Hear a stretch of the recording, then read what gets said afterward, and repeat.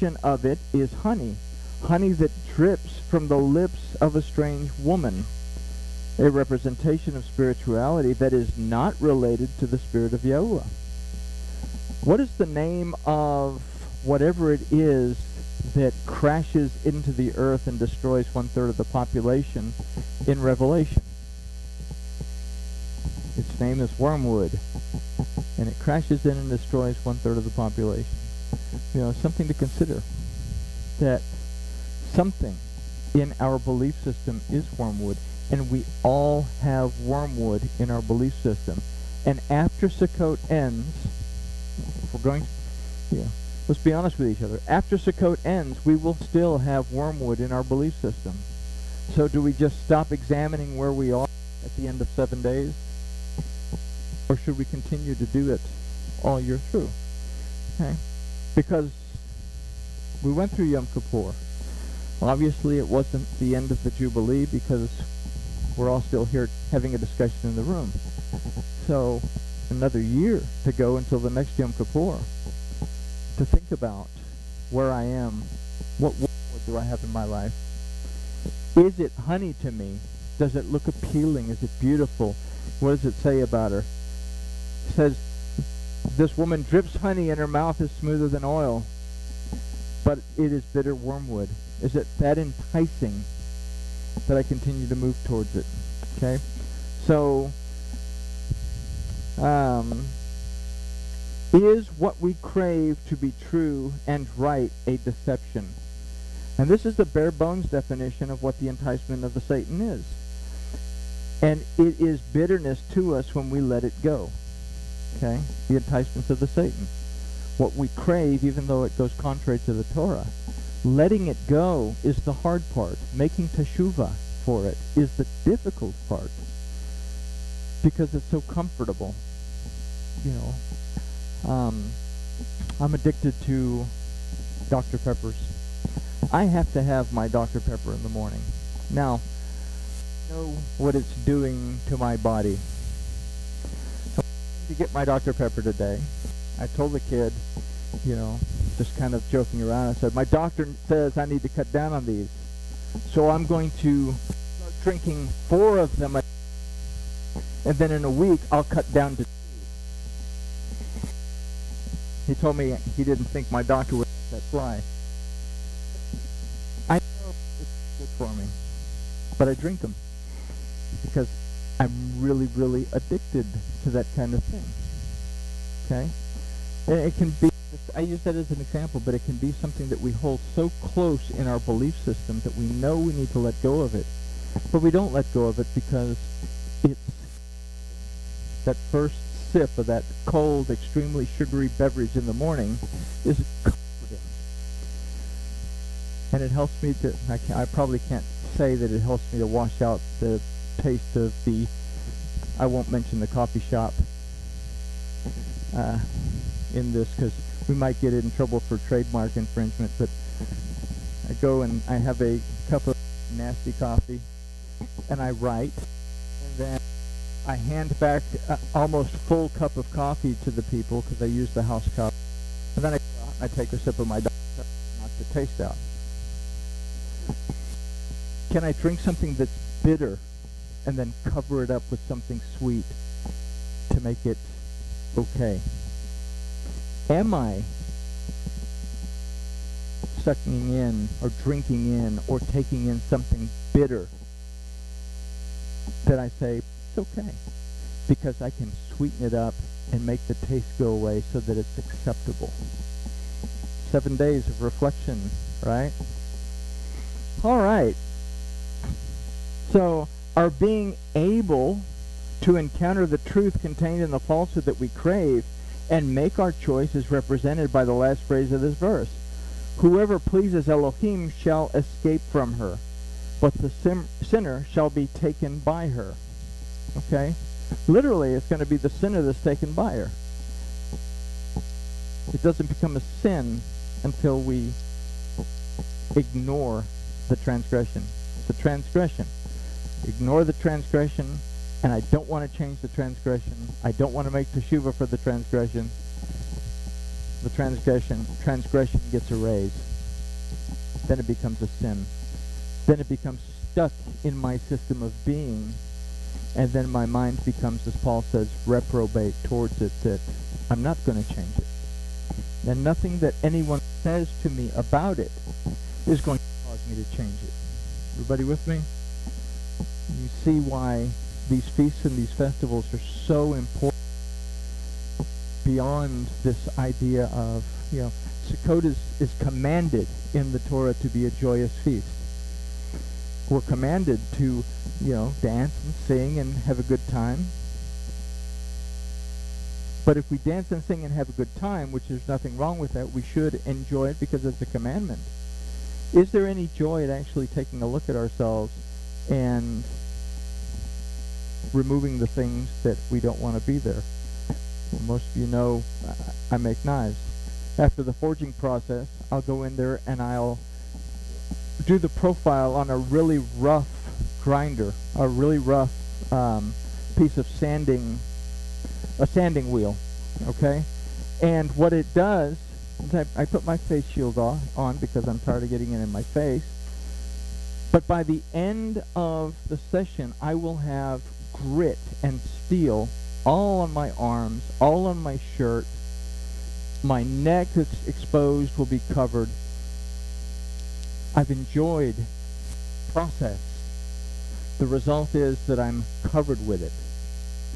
The joy comes when I go into the shower and I feel that water rushing down. The joy is when I can do this with a towel or a loofah or something. What do we call them? Funky little mesh thingies. There you go. With soap on it. The joy. Now imagine that. The joy is being able to rub this stuff off and feel skin.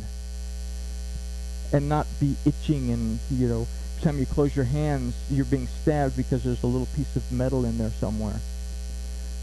Is there joy in cleaning up? Something to consider. It goes beyond this idea of, let's just party. If I just party, am I going to think of any of the serious aspects? To be a joyous festival, where we remember our time of poverty in the wilderness, where we spent in the booth that Elohim took care of us.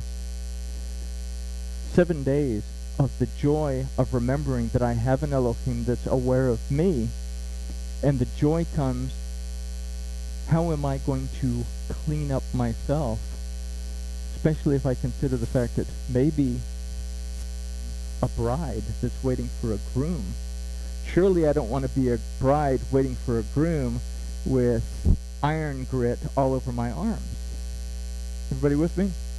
The joy comes not necessarily from the party aspect, although it's fun to have one. And I say, had I not been irresponsible and totally and completely, got my schedule all messed up, we probably would have had a little bit more joyous stuff going on. I don't know. I say, everybody plan. Let me know what you're doing. Doesn't necessarily work out that way, but maybe it's for the best, because now we can look at it from a joy of cleaning up. Okay? So, being able to encounter the truth contained in the falsehood that we crave and make our choice is represented by the last phrase. Whoever pleases Elohim shall escape from her, from the woman with the glossy lips. But the sinner shall be taken by her. Transgression becomes sin when it's not recognized and turned away from. So again, 7 days to look. Then we have the next verse. Behold, this I have found, says Kohelet, adding one thing to another to find out the account. And the verse begins with the word re'eh, that means to find, to perceive, discern. The root of this is also ra, that means to see. But there's a word, ra'ah, that means wickedness. So the word zeh means this, but it also asks the questions where, when, what, and how. So here we can consider that in order to find, we must perceive and discern the where, what, or the where, when, what, and how of anything that we encounter, so that we're not deceived. We've had a question that we've been asking. Why do you believe what you believe? What is the origin of that belief? That's not necessarily a religious question. It can apply to any aspect of your life. Why do I believe what I believe? What's the origin of that belief? Is there any validity in that? Okay? If it's controlling my life, or if it controls aspects of my life, then there's things within that belief system that I have to change if they're leading me down a path that I really should not be wandering. Okay? The word kohelet means preacher, or one who gives proclamation. And we have the ancient Hebrew of this word, which is a kaf.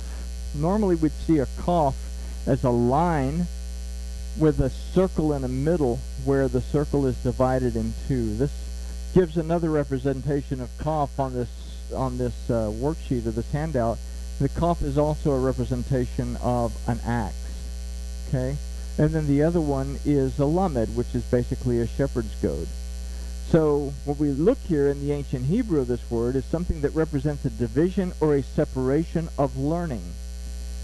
What is a separation of learning or a division of learning?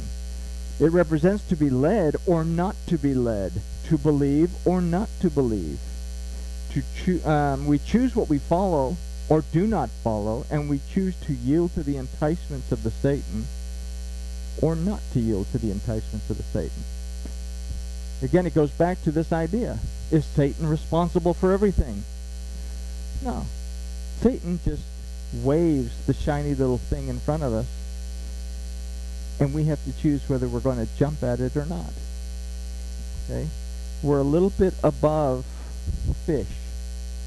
You know, sometimes when I go fishing, I think, well, the fish really knows that that's not a good thing to pick up on. Most of the time, you think, oh, fish, they don't know anything. They're just going to take the bait and go. In a lot of ways, we're that way. I can choose to go after that minnow on a hook, or I can choose not to. Some of the places that I fish, I think, are very smart fish. Anyway. Okay. So, to be led or not to be led, to fall to the enticements of the Satan or not. So this gives us the meaning of the balance of the verse. It says, adding one thing to another to find out the account. The problem is that we as human beings, even as Torah-observant believers we still depend on what we're told is truth, instead of seeking to find it for ourselves by developing and maintaining a real relationship with Yahweh Elohim. This idea will manifest itself in the last two verses of this study. Again, what have we been looking at up to this point? We've had, what? Shavuot, Yom Teruah, where we have to really take a look at that very closely. Am I willing to listen to the voice of Yahweh Elohim and do what the children of Israel said before the Ten Commandments? Everything that Yahweh my Elohim has said, that we will do.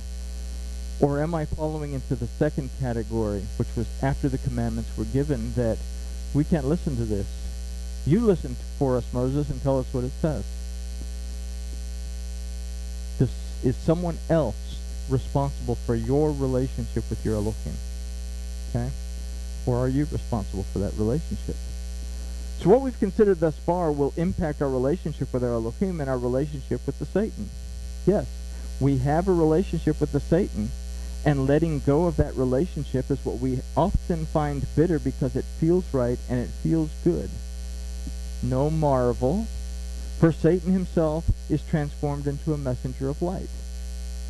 It's good to be showered sometimes by the wrong light. So, am I perceptive of what kind of light I'm walking in?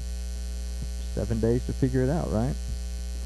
So this is why entering into Torah-observant lifestyle often feels uncomfortable at first. I'm sure nobody went through that. And it is why we so often crave what is outside of the garden, that is, that this relationship with our Elohim is. Consider this concept in the next two verses. Which yet my soul sought after I found not.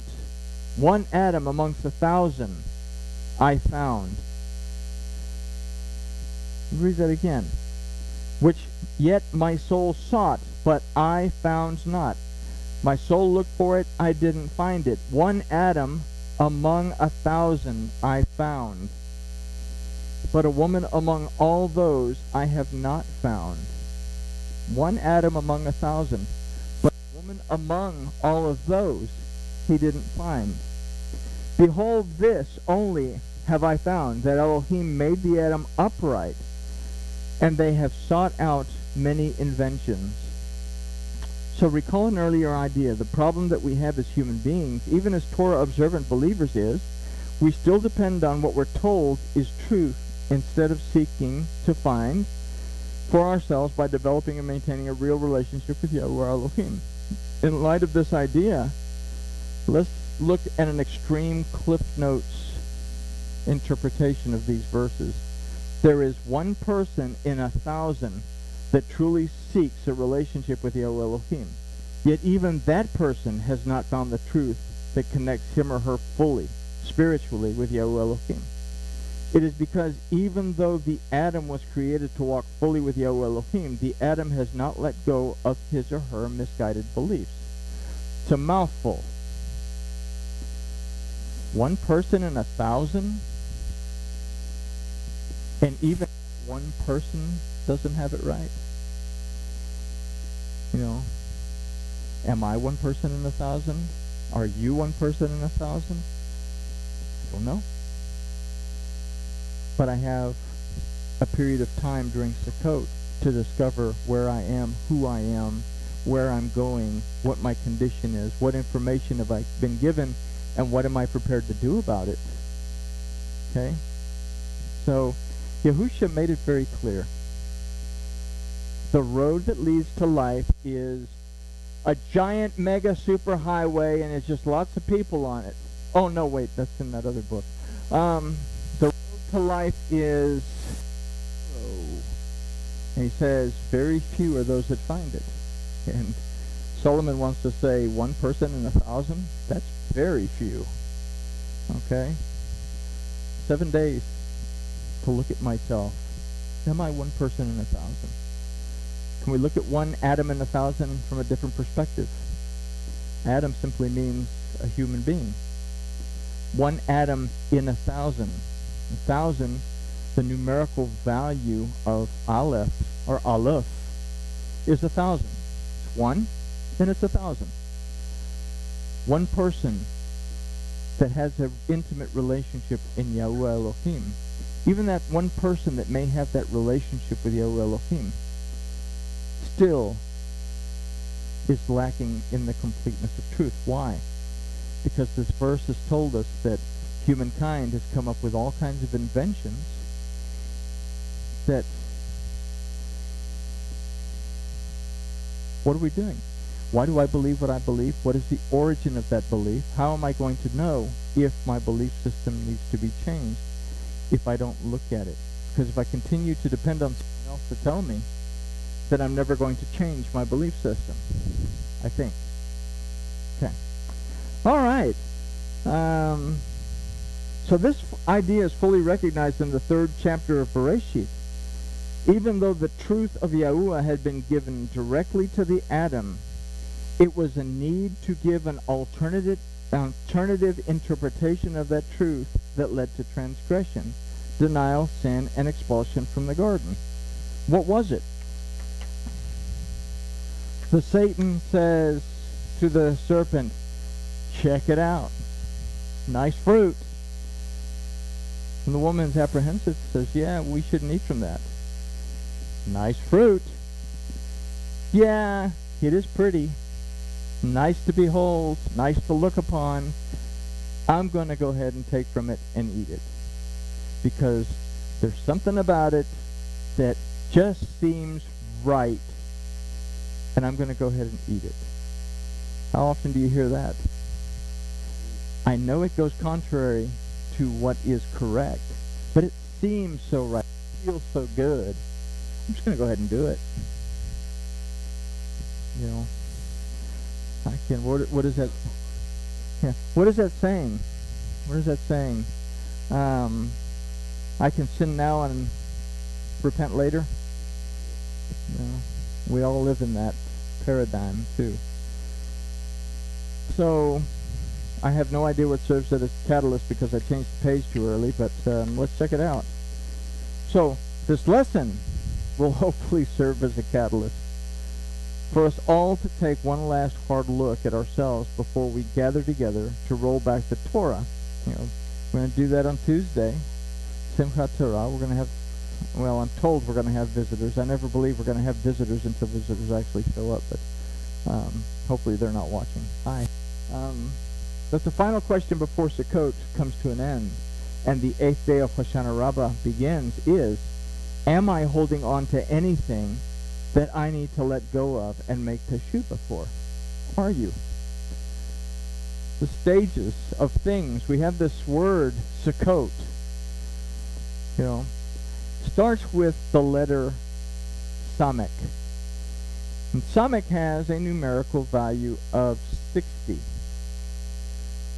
Noah, and we'll talk about this more on Friday, but just kind of consider this. Noah was 600 when the floodwaters began. There are 6 letters Aleph in the first verse of Bereshis 1:1 that represent to us 6,000 of something. Can we say 6,000 years? Perhaps. If we take Samek, which is the 50th in line, and multiply that times the 8 people that went on into the ark, we come up with 120. Consider there are 120 jubilees before all this wonderful stuff is going to take place. So what we're going to discuss Friday, if you want to read about that, it's in, well, it's not there, but it's in the other one where it fell off. Well, it's in with Noah. Oh, there it is. Bereshis chapter 6. Let's take a look at chapter 6. He's talking about how to build the ark. Okay? And then it goes on, I think, chapter 7, 8, or 9, that the floodwaters actually come and talks to us. But we're going to take a look at the ark, the clean and the unclean animals, the 3 levels of the ark, and all this stuff. So take a look at those verses in Bereshit. So until then, we finish this first day of Sukkot and get ready to move forward into the 8th, and hopefully you have plenty to think about during the 7 days in between. And with that, we can say grooviness has been achieved.